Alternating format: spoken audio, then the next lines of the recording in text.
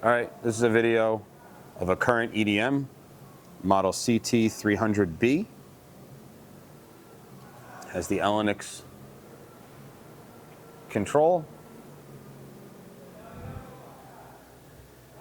You have all three axes are powered. That's your Y-axis.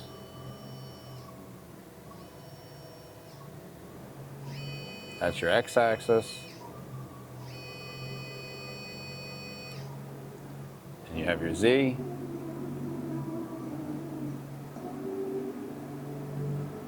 Then you also have manual positioning of the entire head.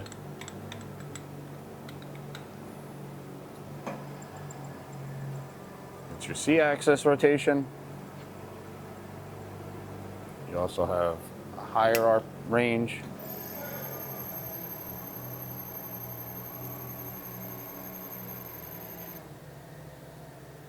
Machine is presently wired 220 volts. It can be seen under power. Thank you for watching.